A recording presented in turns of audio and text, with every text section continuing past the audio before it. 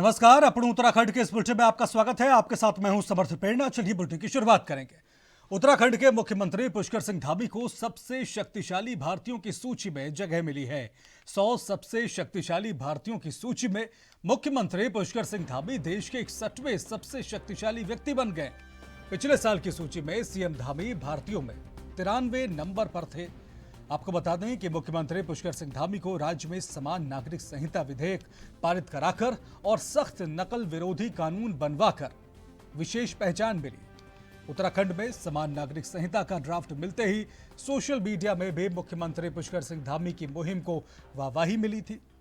नामी शख्सियत से लेकर सोशल मीडिया इन्फ्लुएंसर ने यूसीसी के ड्राफ्ट पर सीएम धामी के फैसले की जमकर तारीफ करी। यूनिफॉर्म सिविल कोड एक्स पर ट्रेंड करता रहा।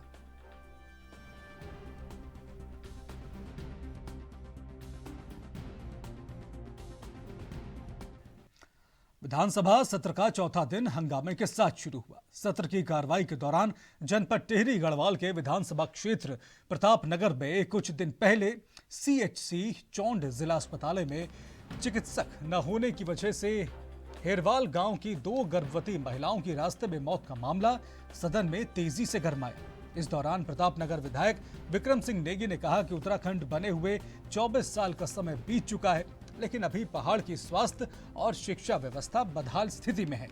जिसके जवाब में स्वास्थ्य मंत्री धन सिंह रावत ने कहा कि यह घटना बहुत दुखदायी है और सीएमओ के माध्यम से जांच बैठा दी गई। साथ ही उन्होंने कहा कि ऐसी घटना की पुनरावृत्ति न हो, इसके लिए सभी चिकित्सालयों को सख्त निर्देश दिए गए।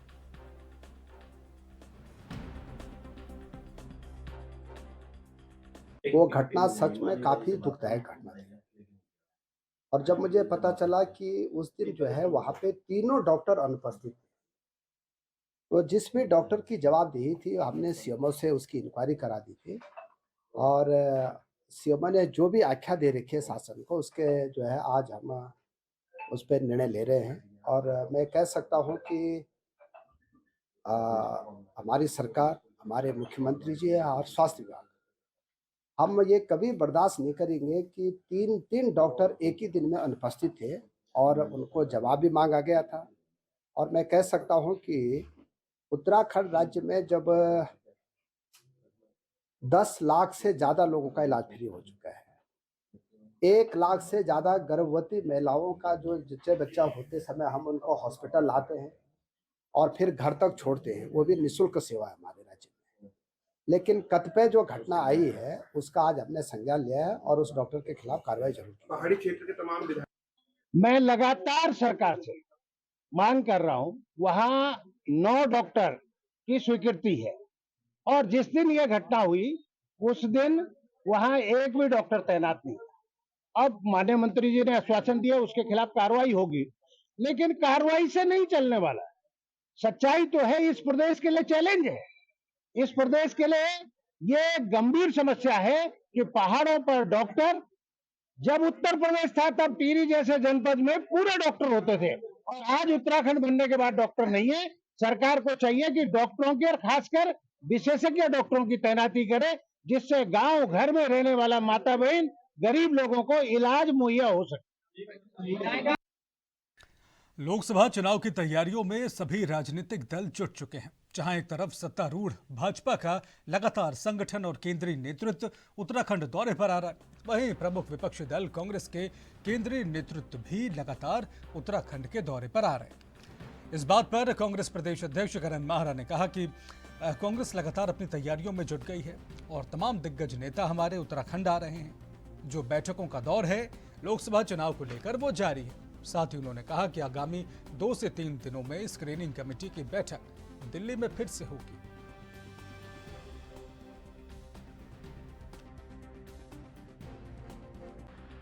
लगातार बैठकें चल रही, हमारे जो प्रभारी है 5 वो लगातार बैठकें कर रहे हैं।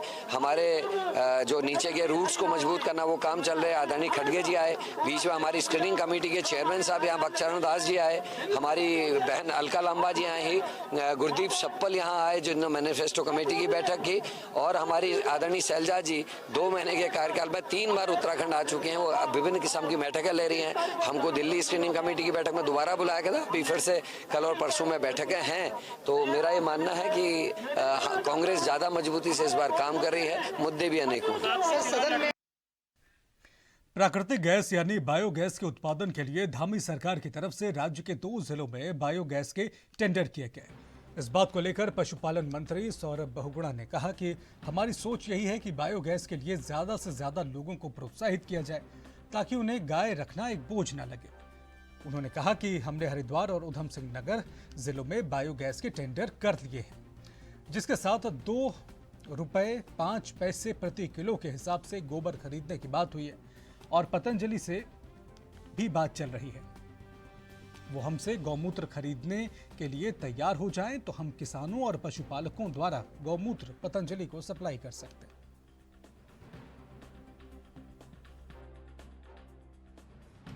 ये 2 जिलों में हम बायोगैस प्लांट के टेंडर कर चुके हैं। हमारी सोच यही है, जैसे आपने बोला, कि मैक्सिमम इंसेंटिवाइज कर सकें ताकि लोगों को गाय रखना एक बोझ ना लगे और उससे उनको कहीं ना कहीं फायदे का प्रपोजल लिखे। तो हमने 2 बायोगैस प्लांट हरिद्वार और उधम सिंह नगर में उसका टेंडर कर दिया है। मेरे ख्याल से जहाँ तक मुझे याद है ₹2 या ₹2.05 प्रति किलो के हिसाब से हम गोबर खरीदने की बात हुई है और मुझे पूर्ण उम्मीद है कि हम पतंजलि से भी मेरी बात चल रही है माननीय बाबा रामदेव जी से कि अगर वो हमसे गौमूत्र खरीदने के लिए तैयार हो जाए तो हम जो किसान हैं, जो हमारे पशुपालक हैं, हम उनसे टाइप करा के उनकी गौमूत्र भी पतंजलि को सप्लाई करने की बात चल रही है। तो एक लगातार कोशिश है सरकार की कि इस गौशालाओं के माध्यम से, नई पॉलिसीज के माध्यम से जो हमारे पशुपालक हैं उनको। बजट सत्र में मुख्य विपक्षी दल कांग्रेस पार्टी सरकार को घेरने के लिए प्रयासरत है। इस बात पर चक्राता विधायक और पूर्व नेता प्रतिपक्ष प्रीतम सिंह ने कहा कि भ्रष्टाचार चरम पर है, लेकिन सरकार इस बात को कभी नहीं मानेगी। साथ ही उन्होंने कहा कि उद्यान विभाग घोटाला पर हाईकोर्ट ने सीबीआई जांच के आदेश दिए तो भाजपा असहज महसूस करके सुप्रीम कोर्ट चली गई, लेकिन सुप्रीम कोर्ट ने भी सीबीआई जांच की बात कही और इन्हीं मामलों पर सरकार बैकफुट पर है।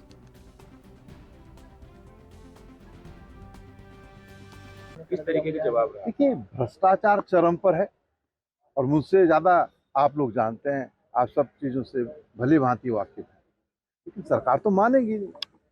तो सरकार ये थोड़ी कहेगी कि जो है हम भ्रष्टाचार कर रहे हैं, लेकिन वो भ्रष्टाचार तो दिखाई दिया। और सरकार की क्या स्थिति है, उद्यान घोटाला हुआ, उद्यान घोटाले में जो है आपके सामने है, हाईकोर्ट ने कहा कि सीबीआई जांच होनी चाहिए और सीबीआई जांच से जो है सरकार असहज अपने आप को महसूस कर रही है। सुप्रीम कोर्ट चली गई, सुप्रीम कोर्ट ने भी कहा कि भ्रष्टाचार के मामले में सीबीआई जांच होनी चाहिए। तो ये स्थिति है सरकार की। आखिर सरकार डरी हुई, सहमी हुई क्यों है? यही मामले है कि न्यायालय को हस्तक्षेप करना पड़ा, न्यायालय को ये कहना पड़ा कि सीबीआई जांच होनी चाहिए और सरकार जो है। कांग्रेस के प्रदेश अध्यक्ष गणेश गोदियाल ने अपनी छवि धूमिल करने वालों के खिलाफ एक शिकायती पत्र आज देहरादून के एसपी सिटी प्रमोद कुमार को सौंपा। गणेश गोदियाल का कहना है कि 2022 के विधानसभा चुनाव में कुछ असामाजिक तत्व जिन्हें राजनीतिक प्रेशर प्राप्त था, उनके द्वारा मेरी छवि को धूमिल कराने की दृष्टि से मेरा फर्जी हस्ताक्षर कर एक झूठा पत्र सोशल मीडिया में वायरल किया गया और धार्मिक गोलबंदी कर विधानसभा चुनाव में मतों का ध्रुवीकरण कर मुझे और मेरी पार्टी को भारी नुकसान पहुंचाया गया।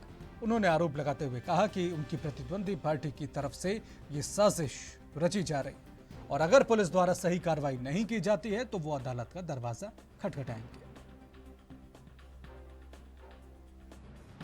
2022 में मेरे फर्जी हस्ताक्षरों से प्रदेश कांग्रेस कमेटी के अध्यक्ष के पैड पर एक फर्जी पत्र वायरल किया गया, जिसमें कि लोगों को धार्मिक आधार पर ध्रुवीकरण हो सके वोटों का, इस प्रकार की भ्रामक खबर बनाई गई और उसको वायरल किया गया। निश्चित रूप में उसका परिणाम किसी एक पार्टी के पक्ष में गया और हमें उसका नुकसान उठाना पड़ा। आज लोकसभा चुनाव सामने है और इस आसन्न लोकसभा चुनाव को देखते हुए कुछ हमारे राजनीतिक प्रतिद्वंदी भारतीय जनता पार्टी के लोग दोबारा इस कोशिश को कर रहे हैं। तो हमने ये उचित समझा, हमने तब भी रिपोर्ट की थी, लेकिन कोई कार्रवाई तब नहीं हुई पुलिस के द्वारा। आज मैं दोबारा यहाँ पर एसपी ऑफिस में दोबारा अर्जी लेकर आया हूँ कि ऐसे लोगों पर जो गलत तरीकों से हमारे संभावनाओं पर कुठाराघात करते हों, सही तरीके से करें, कोई बात नहीं, अपना अपना प्रचार सब करें, लेकिन दूसरे के खिलाफ गलत आरोप लगाकर झूठी बातें फैलाकर हमें नुकसान करने की नीयत से ऐसा काम कर रहे हैं, उनके खिलाफ कार्रवाई हो। और मैंने आज पुलिस महकमे के एसपी साहब से ये बात कही है कि मैं उम्मीद करता हूं कि पुलिस विभाग इस पर कार्रवाई करेगा, और अगर पुलिस विभाग इस पर कार्रवाई नहीं करेगा तो मुझे माननीय न्यायालय की शरण में भी जाने में कोई दिक्कत नहीं है। मैं फिर यहाँ रुक रहे एक और छोटे से ब्रेक के लिए। ब्रेक के बाद भी खबरों का सिलसिला जारी रहेगा।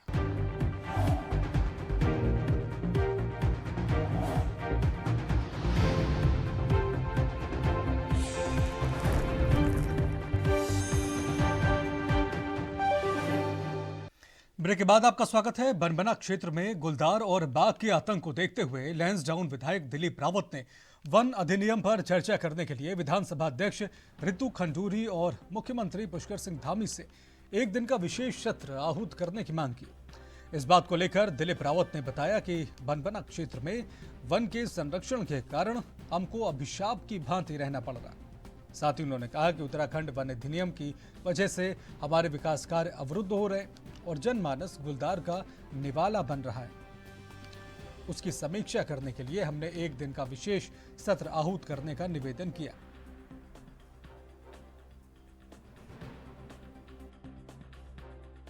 बना क्षेत्र हमारा क्षेत्र है, लेकिन इसके वन के संरक्षण का आज हमें बड़ा अभिशाप की भांति हमको रहना पड़ रहा है। और मैं समझता हूं कि मैंने अभी माननीय विधानसभा अध्यक्ष से भी और माननीय मुख्यमंत्री से भी मांग की है कि एक दिन का विशेष सत्र जो है उत्तराखंड के जो वन अधिनियम है जिसके कारण हमारे विकास कार्य अवरुद्ध हो रहे हैं और साथ साथ जो हम निवाला हमारा जनमानस बन रहा है उसकी समीक्षा के लिए क्या हम कर सकते हैं और उसका प्रदेश में जो आक्रोशित जनता है उनके उद्गार को प्रकट करने के लिए हमने निवेदन किया है कि एक विशेष सत्र का जो है यहाँ विधानसभा में होना चाहिए। तो माननीय मुख्यमंत्री जी ने भी और माननीय विधानसभा अध्यक्ष जी ने भी सकारात्मक जवाब दिया है कि हम इसमें बात करेंगे कि अगर कोई विशेष सत्र अगर कोई हो गया तो हम इसमें निश्चित रूप से, क्योंकि ये बड़े गंभीर विषय है और मैं समझता हूँ कि आज हरिद्वार की हरगिल पेड़ी में हाथी आज चले जा रहा है और जहाँ टाइगर नहीं जाता था वहाँ भी टाइगर मूवमेंट कर रहा है। और रोज आप कोई दिन अखबार देख लीजिए, आप रोज दिन अपनी न्यूज़ देख लीजिए, कोई दिन ऐसा नहीं है जिस दिन कोई ना कोई निवाला हमारा बच्चा या कोई व्यक्ति हमारा ये वन्य पशु से जो है उसका निवाला नहीं बन रहा है। तो मेरे इन सारी समस्याओं के लिए निवारण के लिए मैंने निवेदन किया माननीय मुख्यमंत्री जी से और माननीय विधानसभा अध्यक्ष से कि विशेष सत्र जो है इसके लिए आहूत किया जाना चाहिए। राज्य स्तरीय पेयजल अनुश्रवण परिषद के उपाध्यक्ष दिनेश आर्या आज अल्मोड़ा पहुंचे। आपको बता दें कि अल्मोड़ा पहुंचे दर्जा प्राप्त राज्य मंत्री ने अल्मोड़ा और रानीखेत डिवीजन के अधिकारियों की बैठक लेते हुए पेयजल विभाग के कार्यों की समीक्षा करी। दर्जा प्राप्त राज्य मंत्री ने जल जीवन मिशन के अंतर्गत हर घर नल और जल पहुंचाने के निर्देश दिए। उन्होंने कहा कि 31 मार्च तक हर घर में जल पहुंचने का लक्ष्य रखा गया है, लेकिन लोकसभा चुनाव की आचार संहिता को देखते हुए अधिकारियों को 15 मार्च तक लक्ष्य पूरा करने के निर्देश दिए गए।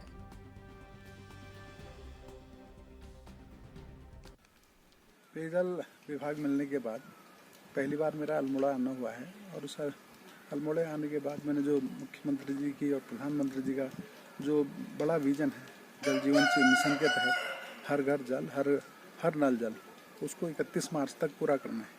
उसकी प्रोग्रेस रिपोर्ट क्या है उसकी दृष्टि से आज अधिकारियों के साथ मेरा बैठना हुआ है और उनसे मैंने कहा है कि जहाँ जहाँ तक पहाड़ के क्षेत्र में 31 मार्च तक का हमारा लक्ष्य है, लेकिन 15 तक आचार संहिता की संभावना है कि आचार संहिता लग जाएगी।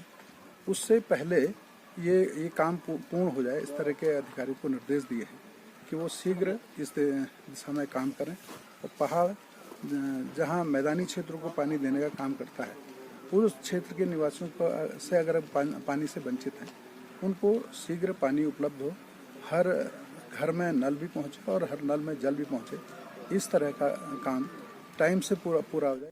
4 साल से देहरादून जनपद में नौकरी पर अनुपस्थित चल रहे स्वास्थ्य अधिकारियों पर देहरादून के सीएमओ डॉक्टर संजय जैन सख्त होते हुए नजर आ रहे हैं। इस बात पर डॉक्टर संजय जैन ने कहा कि जो डॉक्टर और फार्मासिस्ट अनुपस्थित चल रहे हैं उन्हें नोटिस भेजा गया है। साथ ही उन्होंने कहा कि 1 महीने बाद दोबारा उन्हें नोटिस भेजा जाएगा और अगर 3 नोटिस दिए जाने के बाद भी वो अनुपस्थित रहते हैं तो उनकी सेवाएं समाप्त करने के लिए उच्च अधिकारियों को इस संबंध में कहा जाएगा। डॉक्टर या फार्मासिस्ट मेरे जनपद में अनुपस्थित चल रहे थे तो उनको नोटिस दिया गया है। उसके बाद 1 महीने के बाद मैं दोबारा नोटिस दूंगा। इस तरीके से 3 नोटिस देके एक बार फिर यदि तब उसके बावजूद भी यदि वो ज्वाइन नहीं करते हैं तो उनकी सेवाएं समाप्त करने के लिए कुछ। और इसी के साथ इस बुलेटिन में फिलहाल इतना ही। नमस्कार।